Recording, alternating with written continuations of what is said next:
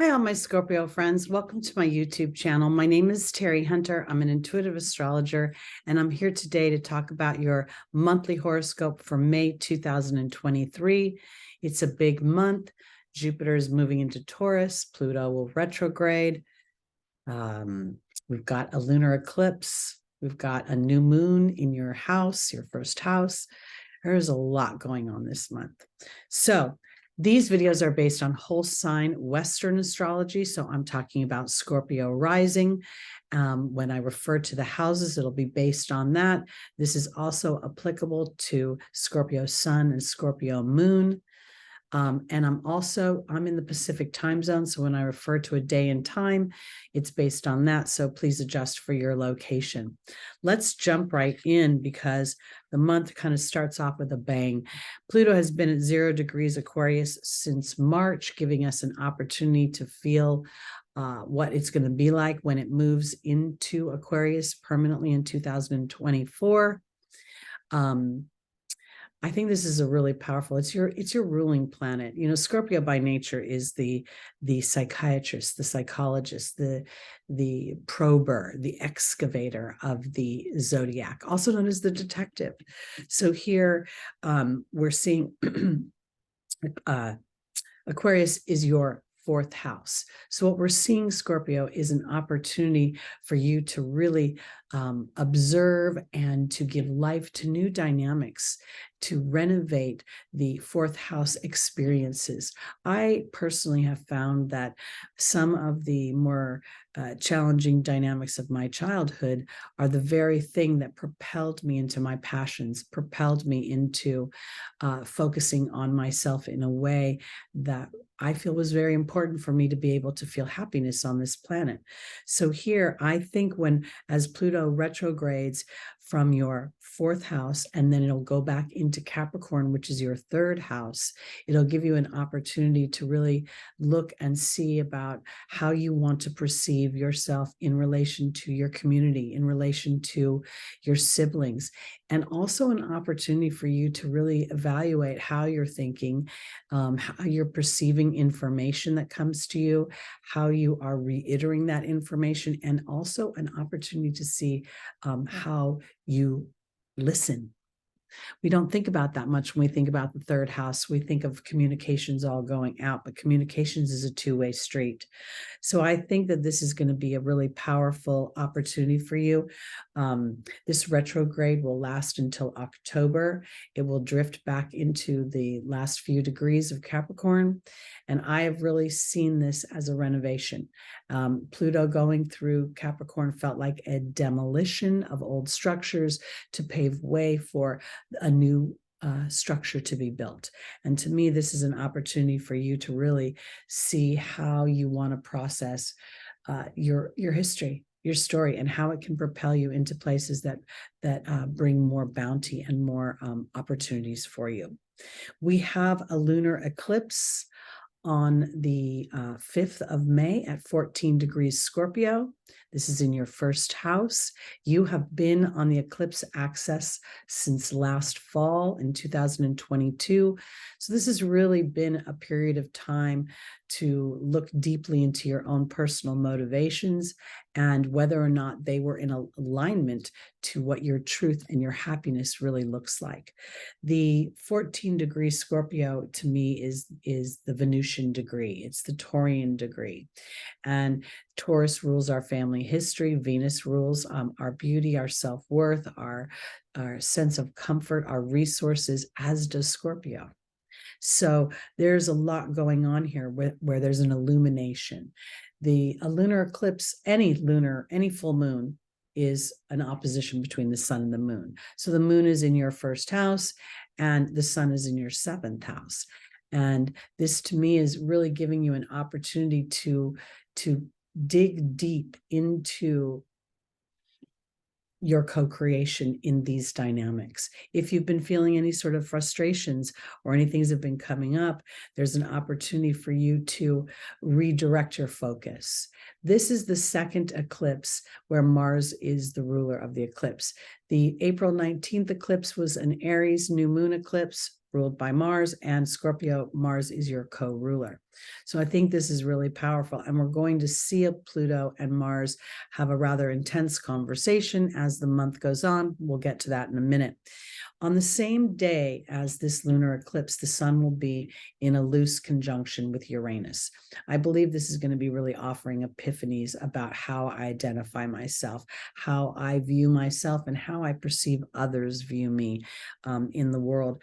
We also see Venus in Gemini, which is your 8th house of transformation, the natural house for Scorpio. She is making a square to Neptune in Pisces. Now, I don't know that I think this square is really that tense. Neither one of these planets like to argue very much, but I do think that Venus is calling Neptune out a little bit, where there may be some escapism, imaginary hopes built on a sandy foundation, where there's rose-colored glasses involved. And Venus is sort of saying, I'm kind of over that. I'm ready to move my story forward and start to think and act in new ways. She's also making a sextile to Jupiter in Aries. And Aries is your 6th house of work. So what I want to say here is that because your 7th house is Taurus, if I didn't mention that before when I was talking about the eclipse is in your 1st and your 7th house. But what I want to say here is that I think that there's an opportunity that when it comes to this eclipse, it may bring some things up about your work dynamic. It may make you start to want to implement more power and control, more influence over what you do. The 7th house doesn't just rule intimate partnerships, it rules professional partnerships and anywhere we sign a legal contract. So this eclipse can be very powerful in you starting to restore your faith in yourself, in you believing that there's more expansion and more bounty ahead. By nature, Jupiter rules the law, it rules international lands, geography, moving from one location to another, foreign lands, foreign people, foreign cultures, foreign ideas, foreign things to us. So it doesn't necessarily always have to be out of our sphere. It's just something we're not familiar with. It also rules abundance and wealth. So I think that there's a real opportunity here. For my Scorpios. We also will see on the 7th, Venus will move into Cancer, which is your 9th house. And this is where I believe you're going to start to really think about how you're taking care of yourself, how you are giving life to the intuitive knowing that you have. I believe because Scorpio is such a psychological sign, it sees patterns, it identifies the layer beneath the layer. Pluto by nature, Scorpio rules the things that are unseen. It rules plumbing. It rules the organs of the body that release toxic waste. It rules the genitals. So these are things that aren't readily seen by others. So here, to me, when Venus moves into the 8th, Venus moves into the 9th house of Cancer, we're starting to rewrite what you believe about yourself. We're starting to see the eclipses have brought epiphanies for you. They have brought information to you. They have brought experiences to you.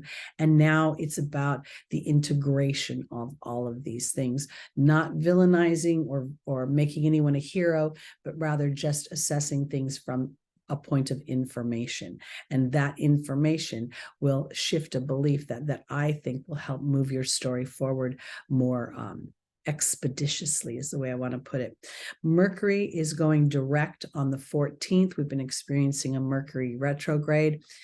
I personally was inspired in my meditation to go look at the time that Mercury was going retrograde, not just the day. This was at like 1:34 a.m. Pacific time. And at that time, it was in an exact conjunction with the moon at 15 degrees Taurus. Taurus, again, is your 7th house. So here, I believe this particular Mercury retrograde is about reevaluating and assessing and reviewing how I feel in my partnerships, how I feel honored between what I bring to the table in the way of my mind and my emotions. Mercury representing how I think and how I speak, and the moon representing how I care, how my ability to give and receive love. So I think that that's really been a strong influence. Not just your normal Mercury retrograde communications are going wonky. This one feels like it's definitely focused, and focused on a way that gives us such a piece of information that we feel more rooted when we move our story forward. On the 17th, Jupiter will enter Taurus, again, your 7th house. And this is very, very powerful because it is going to offer bounty with all the partnerships that you create, especially if they're business partnerships. Although you could marry somebody who has a lot of material resources, or you could start a relationship with someone, but there's also this opportunity where your faith in life can completely change. Your philosophical and your ideologies could change and shift into a way that feels much more supportive, grounded, and rooted, and allows you an opportunity to use your skills in a way that is honored and feels valued by others. Now, while Jupiter moves into Taurus, it's going to square Pluto initially, as Pluto is retrograde, and it's going to square Mars as Mars is ending its journey through Cancer and about to go into Leo. This is teeing up a grand fixed square. And I will talk about that in just a minute. But what I want to talk about, when Jupiter enters this house, this is a year or so opportunity for you to really dig deep into using your own skills, using your own voice to create more opportunities, and opportunities that may involve a bit of a risk, meaning you're not really going to get to know the outcome until you endeavor and get a little further down the road, because the outcome could end up changing lanes for some reason. I kind of saw myself on a highway and I thought I was going in the fast lane, and all of a sudden I decided to slow down a little bit because there was something for me to garnish or to get some sort of bounty or reward from. So that's important. I also want to bring up the idea, because we're about to go into the new moon on the 19th. This new moon is in Taurus at 28 degrees, but we've had a shift in the moon cycle. We had 2 new moons in Aries in April. This changed the cycle of the moon from a new moon and a full moon to a full moon and a new moon every month. This is going to go on for a while. I was listening to Molly McCord when I heard that, and it resonated so much with me, because it's a really great opportunity when we saw this lunar eclipse at the brightest phase of the moon to see things clearly before we plant seeds for the next chapter. So I think this is really going to be beautiful. And this particular new moon in your 7th house is making very favorable aspects. It's making a favorable aspect to Pluto retrograde in Aquarius. It's making a sextile to Mars in Cancer and a sextile to Neptune in Pisces. Pisces is your 5th house of romance. We have Cancer being your 9th house of rewriting your beliefs, being brave in how you allow yourself to be loved and nurtured, and how you identify when you're over delivering in relationships and maybe pulling back a little bit. And then, of course, Aquarius is your 4th house. So this is a real opportunity to feel a new sense of home. But I think this home is not a location. It's a point inside of yourself, a trust inside of yourself that you've been developing since last year as you were walking through all of these eclipses and these opportunities to reevaluate how you're allowing others to show you your value in their life. That's how it feels. Now, around the 20th, right after this new moon, is when we see this grand fixed square. I don't know why I want to say cross. I know why I want to say cross, because I keep seeing the lines going like this, but it's actually a grand fixed square. We have Leo, Mars in Leo, opposing Pluto in Aquarius. Both fixed signs, and we have the nodes in Scorpio, your 1st house, and Taurus, your 7th house. So what I think's going on here is that your 2 ruling planets are not necessarily fighting, but I think that Pluto is looking at Mars and saying repeatedly, have you dug deep enough? Have you dug deep enough to understand that what's really important to you? And are you brave enough to demand that kind of energy in your life rather than diminishing yourself or allowing yourself to be perceived as somebody who's too intense or too brooding or too, I feel like this is like time to take all the spiky energy off of Scorpio. I feel as if that stinging energy is really people not willing to be brave enough to look into their own psychological makeup and the platform with which they make decisions on. And now, you have clarity about yourself. And in that clarity, there is a bit of drama and challenge because there's a part of you that's going to want other people to join you and to applaud you, and they may not right away. And the North Node is about to make a conjunction with Jupiter. So this stretching for this transformation, this wanting this new experience is going to become very ravenous, expanded, almost, a demanding energy is showing up between the North Node and Jupiter.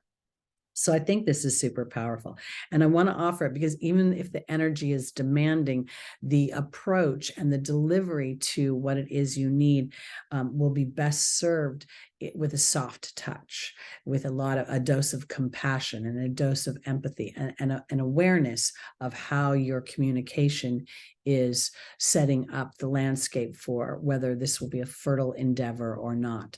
Your co-ruling planet Mars, when it was in Gemini for 7 months in 2022 and early 2023, made me feel as if Mars was getting a lesson in and an opportunity and an education to see how Mars communicates. And rather than just zipping through the zodiac with a little bit of it's all about me, now Mars is starting to realize that even though it's probably always going to be a little bit about me, I need other people to help create the things I want to experience. And when I'm working in tandem in cooperation with them and I'm awareness of how I'm communicating with them, I bring them with me on the journey versus getting resistance from them. All of this is going on between the Mars Pluto opposition and the square they are making to the nodes. So be aware of this. I think the 24th of the month will be a very emotional day as the moon will be conjunct Mars, and it will trigger this whole sort of ricochet into these aspects. I feel like I'm looking at the pinball wizard when I see this, because I don't think it just hits this point, hitting Mars, but it hits Mars and then it shoots across the opposition and then pings up to the North Node, the South Node, back again, and all over the place. So be mindful of that day. I would say to even kind of avoid people that you find challenging or otherwise distasteful. I'm just going to say it. The month rounds off with the 21st, Mars will move into Leo officially. And so we're going to really start to feel again that grand fixed square. And I want to offer it this way because this is a big, it's like feeling like you're in a big box and you can't move and you really want to get out of it. And there's a sense of frustration attached to it. Being able to make decisions that foster the way you want to feel versus sort of giving into the lower vibrations can be a very empowering and very encouraging and inspiring experience for you. So I kind of want to reframe that for my Scorpios so that you don't feel like you need to brace for something, because we are going to end the month with another, what I think is quite emotional day, as the moon meets the South Node in your first house. And this could be, another day where you're feeling like, geez, when do I get to be, front and center?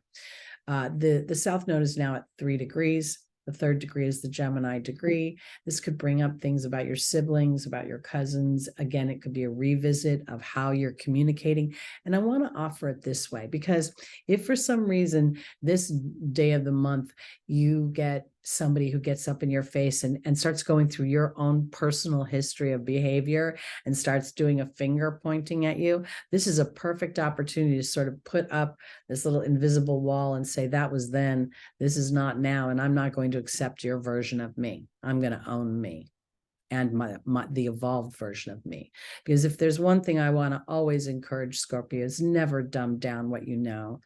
I think you're brilliant. I think you're amazing. And I think the only thing that makes you a little bit difficult for other people is they just don't like that you see so clearly into their patterns. And sometimes it rustles up against them. So be brave, and your awareness of how you're communicating will be very powerful for moving your story forward, and at least for yourself, starting to rewrite some of those more jagged edges and seeing them as the tools that cut through the BS in your life.